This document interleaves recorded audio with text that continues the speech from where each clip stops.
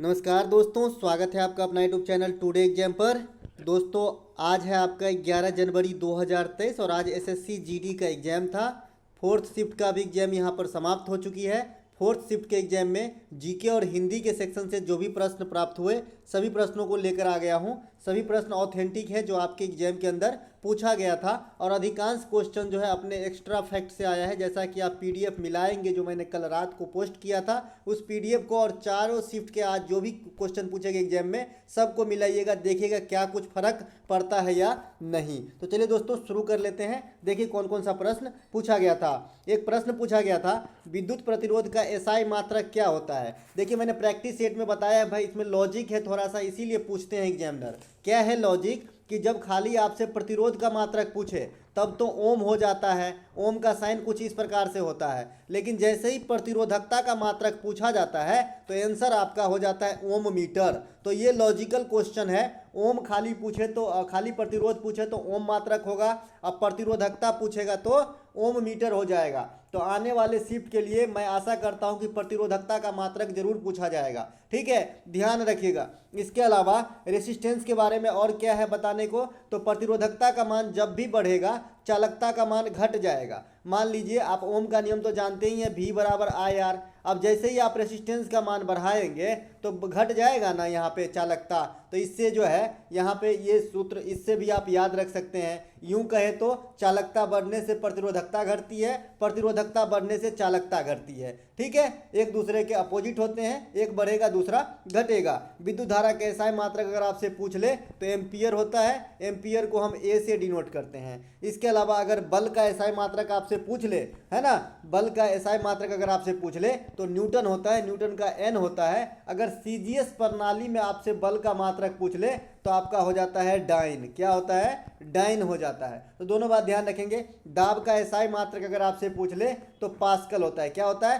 Pascal होता है। Pascal से ही आपको याद रखना है हाइड्रोलिक ब्रेक, हाइड्रोलिक लिफ्ट, ये सब किस सिद्धांत पे काम करता है। आपने गाड़ी के पीछे जो बम्पर होता है ना, जो आपका डंपर वाला होता है जिसमें गिट्टी वगैरह ढोया जाता है, बड़का ट्रक, वो हाइड्रोलिक ब्रेक इसमें रहता है। तो आप किस सिद्धांत पे कार्य करता है? तो ये पास्कल के सिद्धांत पे कार्य करता है। ठीक है, अगला प्रश्न है हमारा, अनुच्छेद 22 का संबंध किससे है। देखिए मैं राष्ट्रपति से संबंधित आर्टिकल 52 से लेकर 61 तक लगातार, इसके अलावा 72, 85, 108, 76, 143, 123 इस सब के बारे में पीडीएफ में छाप के दे दिया हूँ। अब काम आगे का आपका है। अनुच्छेद 52 का संबंध जो है, भारत में एक राष्ट्रपति होगी ये कहा जाता है। 52 से 61 तक लगातार राष्ट्रपति संबंधित आर्टिकल है, जिसका शॉर्ट ट्रिक होता है प का नी को का दियो दशम।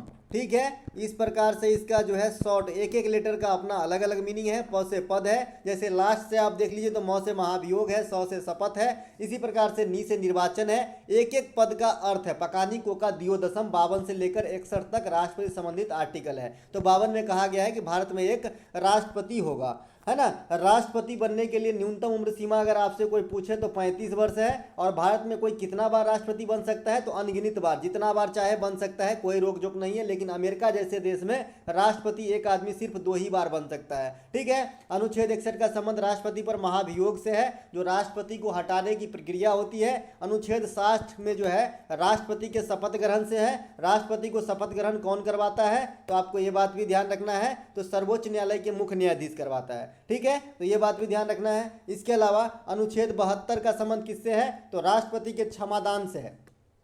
क्षमादान कहने का अर्थ है कि अगर कोई भी कदाचार सिद्ध व्यक्ति को राष्ट्रपति क्षमा कर सकता है। अनुच्छेद 123 का संबंध क्या है? राष्ट्रपति के अध्यादेश जारी करने से है। इसके अलावा अनुच्छेद 108 का संबंध किससे है? तो ज्वाइंट सीटिंग। ज्वाइंट सीटिंग कहने का मतलब जब लोकसभा और राज्यसभा का कंबाइंड सीटिंग बुलाया जाता है, जिसकी अध्यक्षता जो है स्पीकर के द्वारा किया जाता है, लेकिन बुलाता कौन है? आपका राष्ट्रपति, आर्टिकल 108 के प्रयोग करके। अनुच्छेद 76 का संबंध महान्यवादी। महान्यवादी जो है ये भारत के सबसे बड़े कानूनी जो अधिकारी होते हैं। ठीक है, महान्यवादी। अभी वर्तमान में महान्यवादी कौन है? रमनी करके है। ठीक है, तो आपको ये बात भी ध्यान रखना है ना। अगला जो है यहाँ पे आर्टिकल 143 है।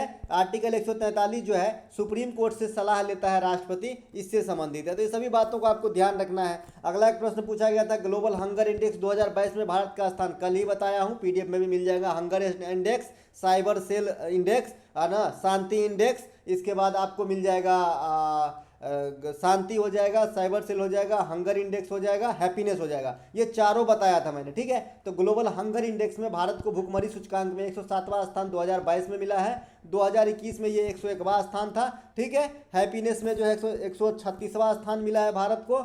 साइबर सुरक्षा में भारत को 10वां स्थान मिला है। तो ये बात भी आपको ध्यान रखना है।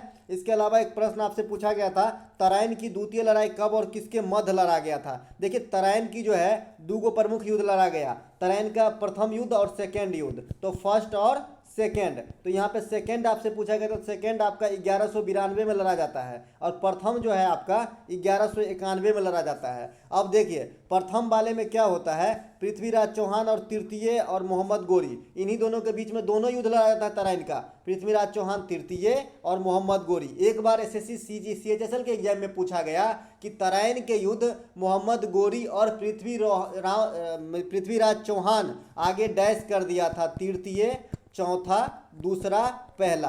तो इसमें जो है पृथ्वीराज चौहान तृतीय के साथ लड़ाई हुआ था, ध्यान रखिएगा, इसीलिए मैं पूरा लिख दिया हूं, ठीक है। तो पहला वाले लड़ाई में जब 91 में होता है तो इसमें पृथ्वीराज चौहान तृतीय विजयी होते हैं, लेकिन अगले ही साल 1192 में फिर से युद्ध होता है तराइन का और इसमें मोहम्मद गोरी की विजय होती है और पृथ्वीराज चौहान तृतीय की हार हो जाती है। अगला एक प्रश्न पूछा गया था, गणेश महोत्सव का शुभारंभ महाराष्ट्र में किसने किया था। देखिए गणेश महोत्सव और शिवाजी महोत्सव ये महाराष्ट्र के सबसे बड़े त्योहारों में से एक है। इन दोनों का ही शुरुआत जो है बाल गंगाधर तिलक के द्वारा किया गया था, जिसे लोकमान्य तिलक भी कहा जाता है और भारतीय अशांति का जनक भी इसे कहा जाता है। कौन कहा था, वेलेंटाइन शिरोल ने कहा था। तो ये सब बात को आपको ध्यान रखना है, इसे भारतीय अशांति का जनक भी कहा जाता है, ठीक है। गणेश महोत्सव तथा शिवाजी महोत्सव का शुरुआत जो है बाल गंगाधर तिलक ने करवाया था। मराठा पत्र और केसरी पत्रिका, इन दोनों का संपादन भी जो है आपका बाल गंगाधर तिलक ही किए थे। आपको इसके भाषा पे पूछा जाता है क्वेश्चन इसके भाषा से, तो मराठा जो था ये आपका इंग्लिश भाषा में था और केसरी जो था ये आपका मराठी भाषा में था। दोनों बात ध्यान रखेंगे, ठीक है। ये पत्रिका का भाषा था, दोनों जो किसके द्वारा चलाया गया, तो बाल गंगाधर तिलक के द्वारा, ठीक है। स्वराज मेरा जन्मसिद्ध अधिकार है, मैं इसे लेकर रहूंगा, ठीक है। अगला प्रश्न हमारा, नंदा देवी चोटी किस राज्य में, देखिए नंदा देवी चोटी, नंदा देवी घाटी, ये सभी कहाँ पर है, ये है जो है आपका हिमालय से संबद्ध एरिया है और ये कहाँ है, उत्तरांचल या उत्तराखंड में स्थित है। देखिए उत्तराखंड में बहुत सारे दून है, ठीक है, जैसे आप देहरादून ये सब सुनते होंगे ना, तो ये सब क्या है, ये सब इसी प्रकार से घिरा हुआ क्षेत्र है ना। तो ये नंदा देवी यहीं पर है। फूलों की घाटी का नाम आपने सुना होगा, वैली ऑफ फ्लावर, फूलों की घाटी, ये भी कहाँ है, ये भी आपका उत्तराखंड में ही स्थित है और उत्तराखंड से ही आपका जो है निकलती है गंगा मैया, वहीं से भागीरथी निकलती है, अलकनंदा भी निकलती है, दोनों मिल जाता है उत्तराखंड के देवप्रयाग में, वहां से बन जाता है गंगा, ठीक है। केदारनाथ बद्रीनाथ आप जानते ही हैं सब, है ना। उत्तराखंड जो है काफ़ी फेमस जगह है। अनभिज्ञ का आपका जो है पर्यावाची विपरार्थक शब्द पूछा गया था, विपरार्थक शब्द आपका जो है अनभिज्ञ का पूछा गया था। तो विपरार्थक हो जाता है परिचित, जैसे बोलता है ना तुम अभी तक अनभिज्ञ है क्या इस चीज़ों से, मतलब तुम अभी तक अनभिज्ञ हो, अरे तुम अननोन हो क्या, इस प्रकार से। तो इसका उल्टा क्या हो जाएगा, परिचित, वेल नॉन अंग्रेजी में बोले तो, ठीक है, मतलब इससे परिचित है, ये जानता है, इस बीच में इसमें जो है मतलब इनसे मिले जुले हैं, अनभिज्ञ नहीं है, ठीक है। गंगा का समानार्थी पूछा गया था, तो भागीरथी, मंदाकिनी, देव नदी, देवसरी, ये सभी गंगा के जो है पर्यायवाची शब्दों में से हैं, ठीक है। इसके अलावा आपसे पूछा गया था कि धूप के चश्मा बनाना है तो किस कांच का प्रयोग किया था। कि धूप का चश्मा जो बनाया जाता है तो ये बिना पावर का होता है, तो इसमें जो है फ्लिंट कांच का प्रयोग किया जाता है। कौन से कांच का, फ्लिंट कांच का। अभी आपके इसी पे जगह कोई आदमी पूछ दे कि प्रयोगशाला में जो उपकरण होता है, जो बीकर वगैरह इस प्रकार से देखे होंगे आप, बीकर होता है, तो ये सब किस कांच के बनाए जाते हैं, तो ये बनाए जाते हैं आपके क्रुक्स कांच के, ठीक है। तो ये भी ध्यान रखना है। इसके अलावा निकट दृष्टि दोष अगर किसी आदमी को हो जाता है तो किस लेंस के चश्मा पहनेगा वो, तो अवतल लेंस का चश्मा पहनेगा। अगर दूर दृष्टि हो गया है तो उत्तल लेंस वाला चश्मा पहनेगा। अगर दोनों यानी जरा दृष्टि दोष हो गया है तो बाइफोकल लेंस का चश्मा पहनेगा। तो ये बात सब आपको ध्यान रखना है। इसके अलावा एक प्रश्न आपसे पूछा गया था, अश्व शब्द का जो है पर्यायवाची शब्द पूछा गया था, है ना। अश्व माने होता है जी घोड़ा, घोड़ा जो है, घोड़ा का पर्यायवाची शब्द आपसे पूछा जा रहा है तो घोड़ा का घुटकर होता है, तुरंग होता है, बीसू होता है, ये सब जो है घोड़ा का पर्यायवाची शब्द होता है। तो दोस्तों इस शिफ्ट में जो भी प्रश्न प्राप्त हुए सभी प्रश्नों को आपके साथ लेकर आया। अगर अच्छा लगा हो तो लाइक कीजिएगा और ये पीडीएफ आपको टेलीग्राम पे मिलेगा। मिलेंगे कंबाइंड शिफ्ट वाले वीडियो के साथ, तब तक के लिए जय हिंद।